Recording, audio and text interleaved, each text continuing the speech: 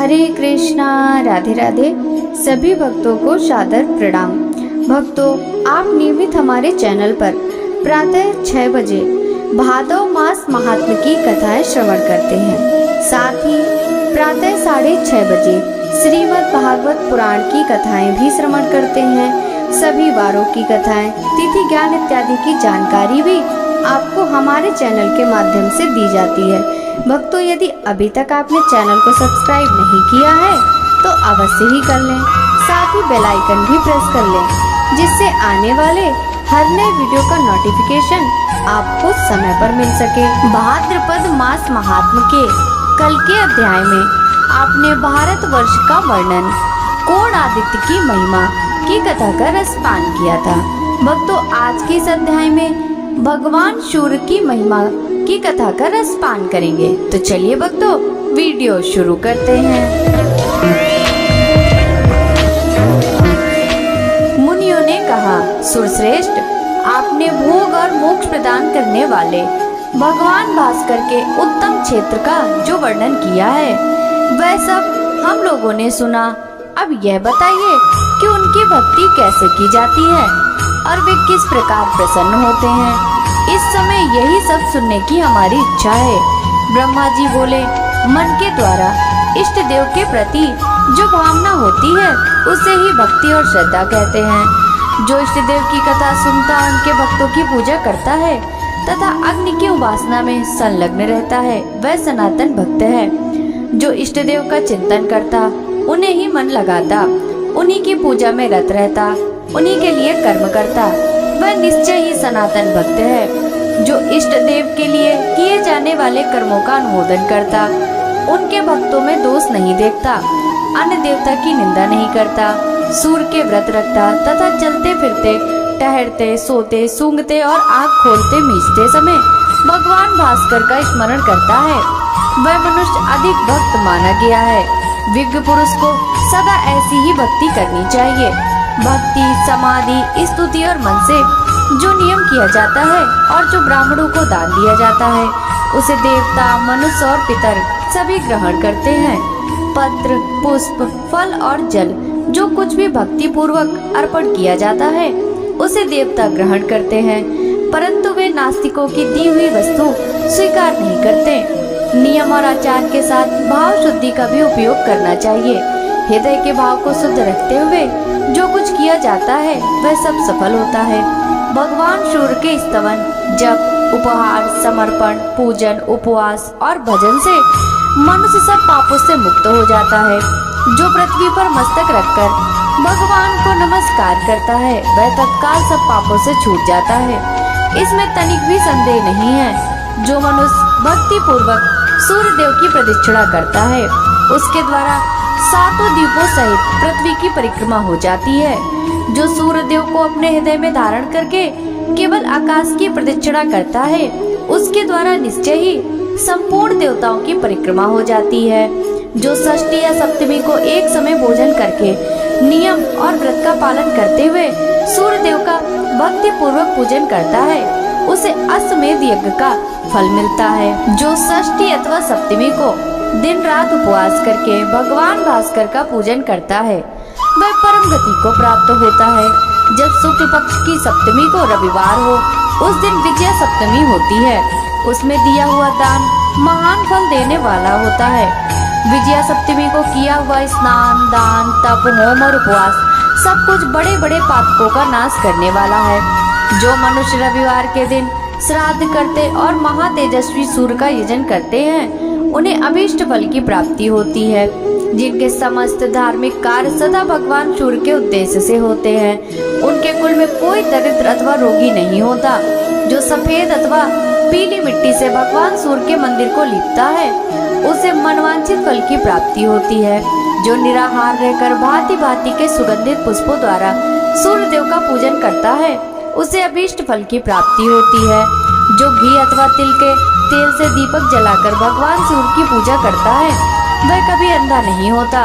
दीपदान करने वाला मनुष्य सदा ज्ञान के प्रकाश से प्रकाशित रहता है। जो सदा देव मंदिरों, चौराहों और सड़कों पर दीपदान करता है वह रूपवान तथा सौभाग्यशाली होता है। दीप की शिखा सदा ऊपर की ओर ही उठती है, उसकी गति कभी नीचे की ओर नहीं होती। इसी प्रकार दीप दान करने वाला पुरुष भी दिव्य तेज से प्रकाशित होता है, वह कभी तिर्य कोनी में नहीं पड़ता। जलते हुए दीपक को न कभी चुराएं, न नष्ट करें। दीप हरता मनुष्य बंधन, नाश, क्रोध एवं तमोमय नरक को प्राप्त होता है। उदय काल में प्रतिदिन सूर्य को अर्घ देने से एक ही वर्ष में सिद्धि प्राप्त होती है। सूर्य के उदय से लेकर अस्त तक की उनकी ओर मुंह करके खड़ा हो किसी मंत्र अथवा स्त्रोत का जप कर आदित्य व्रत कहलाता है। ये बड़े बड़े पातकों का नाश करने वाला है। सूर्योदय के समय श्रद्धा पूर्वक अर्घ्य देकर सब कुछ सांगोपांग दान करें, इससे सब पापों से छुटकारा मिल जाता है। अग्नि, जल, आकाश, पवित्र भूमि, प्रतिमा तथा पिंडी में यत्न पूर्वक सूर्य देव को अर्घ्य देना चाहिए। उत्तरायण अथवा दक्षिणायन में सूर्य देव का विशेष रूप से पूजन करके मनुष्य सब पापों से मुक्त हो जाता है। इस प्रकार जो मानव प्रत्येक वेला में अथवा कुवेला में भक्ति पूर्वक श्री सूर्य देव का पूजन करता है, वह उन्हीं के लोक में प्रतिष्ठित होता है। जो तीर्थों में पवित्र हो, भगवान सूर्य को स्नान कराने के लिए एकाग्रता पूर्वक जल भरकर लाता है, वह परम गति को प्राप्त होता है। छत्र, ध्वजा, चंदोवर, पताका और चमर आदि वस्तुएं सूर्य देव को श्रद्धा पूर्वक समर्पित करके मनुष्य अभिष्ट गति को प्राप्त होता है। मनुष्य जो पदार्थ भगवान सूर्य को भक्ति पूर्वक अर्पित करता है, उसे वे लाख गुना करके उस पुरुष को देते हैं। भगवान सूर्य की कृपा से मानसिक, वाचिक तथा शारीरिक समस्त पाप नष्ट हो जाते हैं। सूर्य देव के एक दिन के पूजन से भी जो फल प्राप्त होता है, वह शास्त्रोक्त दक्षिणा से युक्त सैकड़ों यज्ञों के अनुष्ठान से भी नहीं मिलता। मुनियों ने कहा, जगतपते, भगवान सूर्य का यह अद्भुत महात्मा हमने सुन लिया। अब पुनः हम जो कुछ पूछते हैं उसे बतलाइए। गृहस्थ, ब्रह्मचारी, वानप्रस्थ और सन्यासी जो भी मोक्ष प्राप्त करना चाहें, उसे किस देवता का पूजन करना चाहिए? कैसे उसे अच्छे स्वर्ग की प्राप्ति होगी? किस उपाय से वह उत्तम मोक्ष का भागी होगा तथा वह किस साधन का अनुष्ठान करे जिससे स्वर्ग में जाने पर उसे पुनः नीचे न गिरना पड़े? ब्रह्मा जी बोले, द्विजवरो, भगवान सूर्य उदय होते ही अपनी किरणों से संसार का अंधकार दूर कर देते हैं, अतः उनसे बढ़कर दूसरा कोई देवता नहीं है। वे आदि अंत से रहित सनातन पुरुष एवं अविनाशी हैं तथा अपनी किरणों से प्रचंड रूप धारण कर कर तीनों लोकों को ताप देते हैं। संपूर्ण देवता इन्हीं के स्वरूप हैं। ये तपने वालों में श्रेष्ठ, संपूर्ण जगत के स्वामी, साक्षी तथा पालक हैं। यही बारंबार जीवों की सृष्टि और संहार करते हैं तथा यही अपनी किरणों से प्रकाशित होते, तपते और वर्षा करते हैं। ये धाता, विधाता, संपूर्ण भूतों के आदि कारण और सब जीवों को उत्पन्न करने वाले हैं। ये कभी क्षीण नहीं होते। इनका मंडल सदा अक्षय बना रहता है। ये पितरों के भी पिता और देवताओं के भी देवता हैं। इनका स्थान ध्रुव माना गया है, जहाँ से फिर नीचे नहीं गिरना पड़ता। सृष्टि के समय संपूर्ण जगत सूर्य से ही उत्पन्न होता है और प्रलय के समय अत्यंत तेजस्वी भगवान भास्कर में ही उसका लय होता है। असंख्य योगी जन अपने कलेवर का परित्याग करके वायु स्वरूप हो तेजो राशि भगवान सूर्य में ही प्रवेश करते हैं। राजा जनक आदि गृहस्थ योगी, वाल्मीकि आदि ब्रह्मवादी महर्षि, व्यास आदि वानप्रस्थ ऋषि तथा कितने ही सन्यासी योग का आश्रय ले सूर्य मंडल में प्रवेश कर चुके हैं। व्यास पुत्र श्रीमान सुखदेव जी भी योग धर्म प्राप्त करने के अनंतर सूर्य की किरणों में पहुंचकर ही मोक्ष पद में स्थित हुए। इसलिए आप सब लोग सदा भगवान सूर्य की आराधना करें, क्योंकि वे संपूर्ण जगत के माता पिता और गुरु हैं। अव्यक्त परमात्मा समस्त प्रजापतियों और नाना प्रकार की प्रजाओं की सृष्टि करके अपनों को 12 रूप में विभक्त करके आदित्य रूप से प्रकट होते हैं। इंद्र, धाता, पर्जन्य, त्वष्टा, पूषा, अयरमा, भग, विवस्वान, विष्णु, अंशुमान, वरुण और मित्र, इन 12 मूर्तियों द्वारा परमात्मा सूर्य ने संपूर्ण जगत को व्याप्त रखा है। भगवान आदित्य की जो प्रथम मूर्ति है उसका नाम इंद्र है। वह देवराज के पद पर प्रतिष्ठित है। वह देव शत्रुओं का नाश करने वाली मूर्ति है। भगवान के दूसरे विग्रह का नाम धाता है, जो प्रजापति के पद पर स्थित हो नाना प्रकार के प्रजा वर्ग की सृष्टि करते हैं। सूर्य देव की तीसरी मूर्ति पदजर्न के नाम से विख्यात है। जो बादलों में स्थित हो अपनी किरणों द्वारा वर्षा करती है। उनके चतुर्थ विग्रह को त्वष्टा कहते हैं। त्वष्टा संपूर्ण वनस्पतियों और औषधियों में स्थित रहते हैं। उनकी पांचवी मूर्ति पूषा के नाम से प्रसिद्ध है, जो अंत में स्थित हो सर्वदा प्रजाजनों की पुष्टि करती है। सूर्य की छठी मूर्ति है, उसका नाम ऐरमा बताया गया है। वह वायु के सहारे संपूर्ण देवताओं में स्थित रहती है। भानु का सातवां विग्रह भग के नाम से विख्यात है। वह ऐश्वर्य तथा देहधारियों के शरीर में स्थित होता है। सूर्य देव की आठवीं मूर्ति विवस्वान कहलाती है। वह अग्नि में स्थित हो जीवों के खाए हुए अन्न को पचाती है। उनकी नवीं मूर्ति विष्णु के नाम से विख्यात है, जो सदा देव शत्रुओं का नाश करने के लिए अवतार लेती है। सूर्य की 10वीं मूर्ति का नाम अंशुमान है, जो वायु में प्रतिष्ठित होकर समस्त प्रजा को आनंद प्रदान करती है। सूर्य का 11वां स्वरूप वरुण के नाम से प्रसिद्ध है, जो सदा जल में स्थित होकर प्रजा का पोषण करता है। भानु के 12वें विग्रह का नाम मित्र है, जिसने संपूर्ण लोगों का हित करने के लिए चंद्र नदी के तट पर स्थित होकर तपस्या की। परमात्मा सूर्यदेव ने इन 12 मूर्तियों के द्वारा संपूर्ण जगत को व्याप्त कर रखा है। इसलिए भक्त पुरुषों को उचित है कि वे भगवान सूर्य में मन लगाकर पूर्वोक्त 12 मूर्तियों में उनका ध्यान और नमस्कार करें। इस प्रकार मनुष्य 12 आदित्यों को नमस्कार करके उनके नामों का प्रतिदिन पाठ और श्रवण करने से सूर्य लोक में प्रतिष्ठित होता है। मुनियों ने पूछा, यदि वे सूर्य सनातन आदि देव हैं, तो इन्होंने वर पाने की इच्छा से प्राकृत मनुष्यों की भांति तपस्या क्यों की? ब्रह्मा जी बोले, ब्राह्मणों, ये सूर्य का परम गोपनीय रहस्य है। पूर्व काल में मित्र देवताओं ने महात्मा नारद को जो बात बतलाई थी, वही मैं तुम लोगों से कहता हूँ।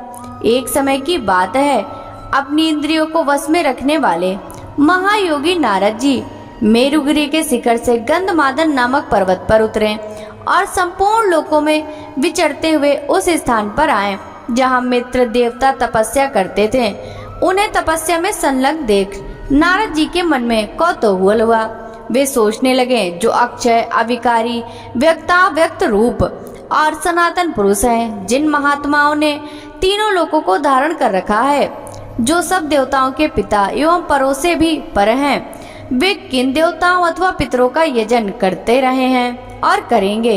इस प्रकार मन ही मन विचार करके नारद जी मित्र देवता से बोले, भगवान, आंगो पांगो सहित संपूर्ण वेदों एवं पुराणों में आपकी महिमा का गान किया जाता है। आप अजन्मा, सनातन, धाता तथा उत्तम अधिष्ठान हैं। भूत, भविष्य और वर्तमान सब कुछ आप में ही प्रतिष्ठित है। गृहस्थ आदि चारों आश्रम प्रतिदिन आपका ही यजन करते हैं। आप ही सबके पिता, माता और सनातन देवता हैं। फिर भी आप किस तरह देवता अथवा पितर की आराधना करते हैं, यह हमारी समझ में नहीं आता।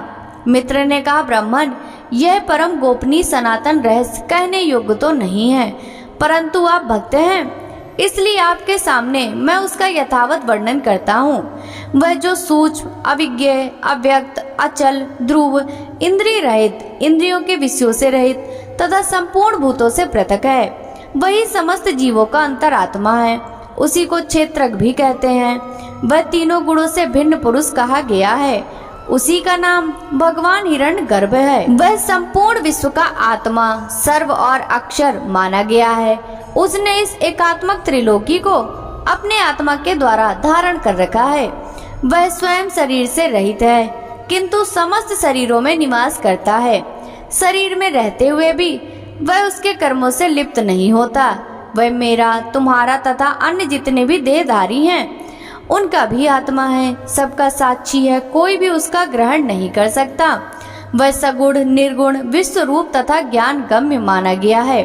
उसके सब ओर हाथ पैर हैं, सब ओर नेत्र, सिर और मुख हैं तथा सब ओर कान हैं।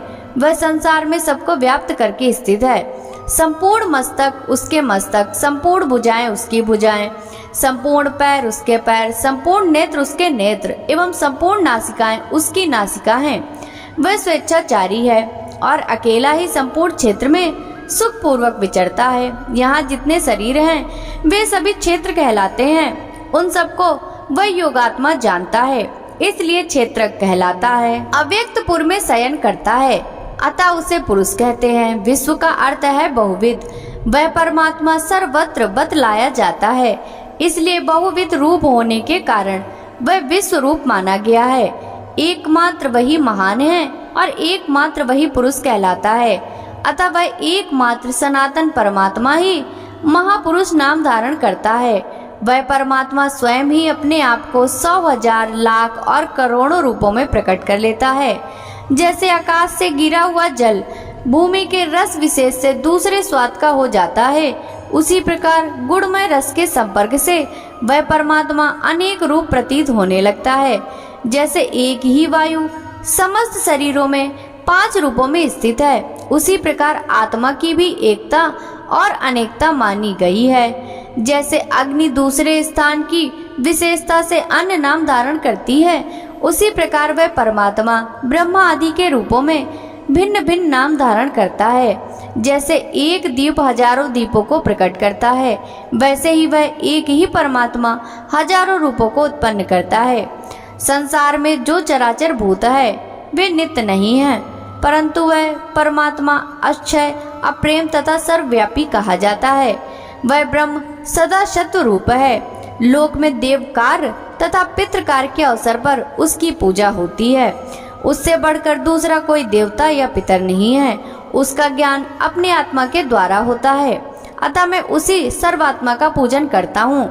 देवर से स्वर्ग में भी जो जीव उस परमेश्वर को नमस्कार करते हैं, वे उसी के द्वारा दिए हुए अभीष्ट गति को प्राप्त होते हैं। देवता और अपने अपने आश्रमों में स्थित मनुष्य भक्ति पूर्वक सबके आदिभूत उस परमात्मा का पूजन करते हैं और वे उन्हें सद्गति प्रदान करते हैं। वे सर्वात्मा सर्वगत और निर्गुण कहलाते हैं। मैं भगवान सूर्य को ऐसा मानकर अपने ज्ञान के अनुसार उनका पूजन करता हूँ। नारद जी, यह गोपनीय उपदेश मैंने अपनी भक्ति के कारण आपको बतलाया है। आपने भी इस उत्तम रहस्य को भली भांति समझ लिया। देवता, मुनि और पुराण सभी उस परमात्मा को वरदायक मानते हैं और इसी भाव से सब लोग भगवान दिवाकर का पूजन करते हैं। ब्रह्मा जी कहते हैं, इस प्रकार मित्र देवता ने पूर्व काल में नारद जी को यह उपदेश दिया था।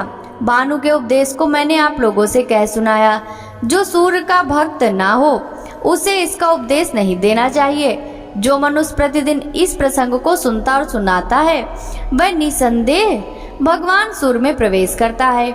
आरंभ से ही इस कथा को सुनकर रोगी मनुष्य रोग से मुक्त हो जाता है और जिज्ञासु को उत्तम ज्ञान एवं अभिष्ट की गति प्राप्ति होती है।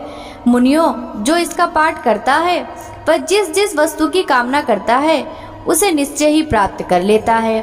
ब्रह्मा जी कहते हैं, भगवान सूर्य सबके आत्मा, संपूर्ण लोकों के ईश्वर, देवताओं के भी देवता और प्रजापति हैं। वे ही तीनों लोकों की जड़ हैं, परम देवता हैं।